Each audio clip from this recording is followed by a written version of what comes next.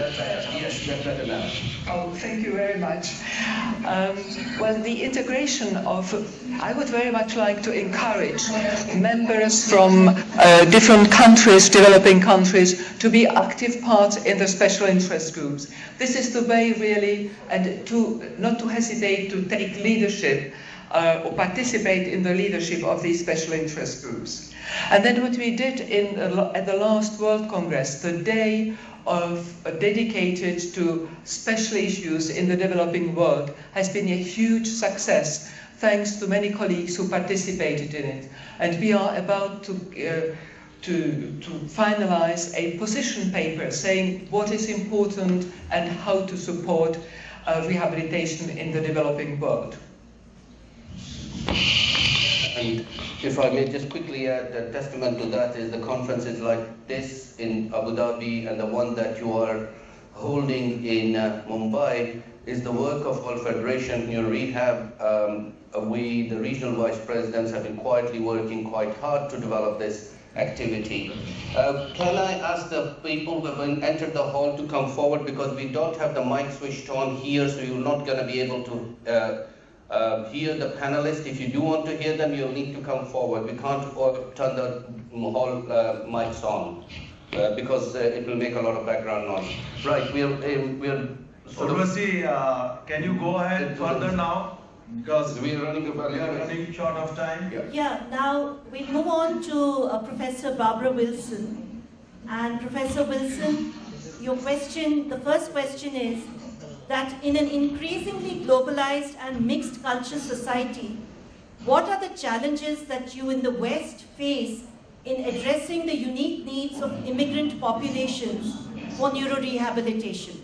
Because there's a lot of cross-cultural work that we need to do now with people moving between countries. So what are the kind of challenges you face in the West when you address these populations? So, question to you, over to you. Okay, thank you very much. Well, of course, there are challenges. I mean, if we want to give our traditional tests, for example, and we have to do it through an interpreter, we miss the subtleties of what's happening. But I also think one of the challenges is to not just use the original traditional tests. We need to find ways to assess people in their own culture, their own language, and their own style. People aren't used to being tested. Even if the test is translated in their own language, they don't do well.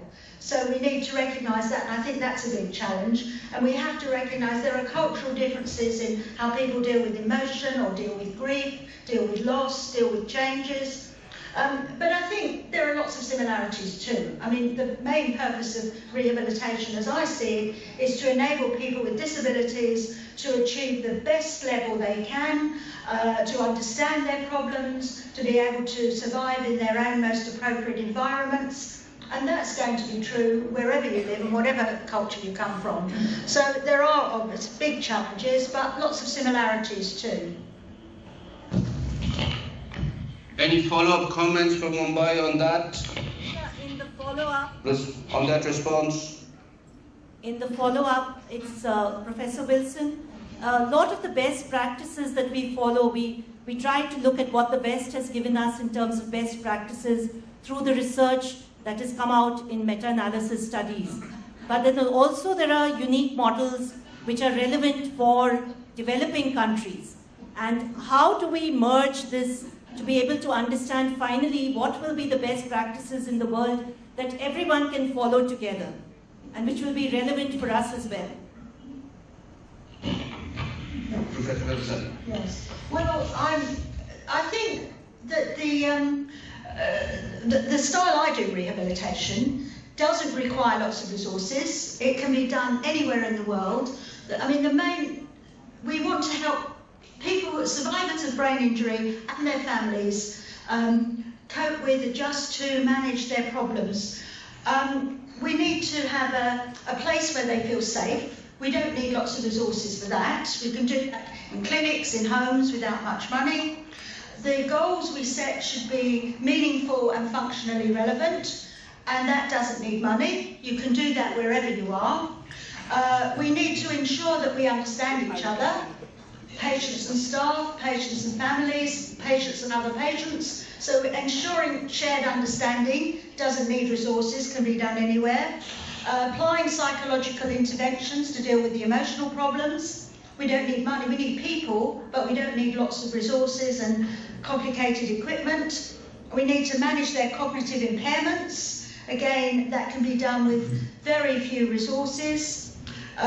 We need to work more closely with families. So I think at least the style I do rehabilitation does not require lots of money, lots of resources, lots of sophisticated clinics and so forth. It can be done in people's homes. And then another part of your question, I think, was to do with cross-cultural research. And I think that I would like to see more of that, both in terms of getting the right assessment procedures, but also if we're dealing with people with rare conditions. For example, Narinder Kapoor and I are interested in people with tuberculous meningitis, so we don't see many of those in the UK, but I know you have a lot in India and other parts of the world. So things like that, I think we could do more with cross-cultural research. Thank you. Any follow-up on that? I think we will move on to the next panelist, Professor Robin Tate.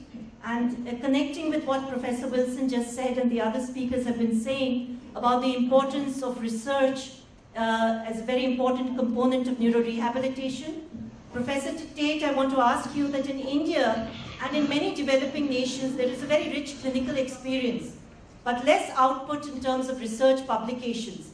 How do you think that the WFNR could help in dissemination of knowledge and various practices that are coming from the developing countries and the rest of the world? As Professor Wilson just said, that this cross-cultural research is extremely important.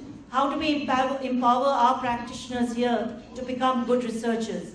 Is there any way that the WFNR can help and support something like this? Right, Professor Tate. Thanks for the question. I'm a great believer, I think, in sharing experiences and in education. And the way to be doing that is to be coming together in particular fora so that we can share experiences. I think the Indian and other developing world countries do have this great, rich clinical experience that will inform research greatly, so that it can be a collaborative two-way process. In the WFNR, we have the special interest groups, and as Professor Clark has said often, these are really the backbone of the WFNR. We've got, at last count, 32, 34 special interest groups, and they are so varied. We've got groups on driving, we've got groups on spinal cord injury, stroke, psychosocial rehabilitation, neuropsychological, cognitive rehabilitation. And so that interested parties can join any one of these SIGs. There's no conditions about applying apart from being a WFNR member. And most of those SIGs are very active. They hold education meetings, such as this one that we have here in Abu Dhabi, and that we're going to have in Mumbai. So I think attendance at those either specially planned meetings or membership of SIGs is one way forward. I also think that we could be doing a lot more technologically in terms of using websites and internet technology so that we can be having online learning experiences. So I think there's lots of room that we can be following through on that. Thank you, Professor. Mumbai, any follow-up on that one? Thank you, Professor Tate. I think to the audience over here, the message is really clear that we need to become active in the special interest groups so that we can all start sharing and dissemination of our practices can happen. So that's a very strong message to the whole group here, that please get on and become members of IFNR, WFNR, and start becoming active in these special interest groups. I'll move on to Professor Loferdo. We wanted to ask him as to what are the recent advances in spinal cord and traumatic brain injury rehabilitation that we would like to hear about that are happening in the world. Recent advances in spinal cord and traumatic brain injury rehabilitation. Dr. Loferdo. Thank you for the questions. I think that in this year, rehabilitation made some advances in technology. The first item I can think about is technology. We have a lot of technology now in this moment. Let's think about some device like Locomat or Armeo, or the possibility to make to use electrotherapy with electrode that's directly implanted on your muscle, on the bladder, on the bowel, to improve the function of this situation. And I think this technology is made one of the most important advanced development. But I am thinking about medication, drugs. In the last years, I think that the level of mortality for some infection like pulmonary infection or urinary infection is decreased because now we have some more efficacy medication that we can use. So I think this are the most important field that we are an improvement in these years. Thank you, Dr. Loferdo. Any follow-up on that one, or shall we move?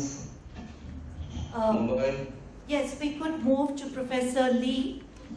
And we wanted to ask him about what are the advantages of early intervention in neurorehabilitation. So this is about early intervention, early rehabilitation in neurorehab. Professor Lee. Okay. I think it's an hot issue now when we're practicing rehabilitation, and there's some very important ongoing research on the early rehabilitation, particularly on the stroke patients. The importance of this several folds.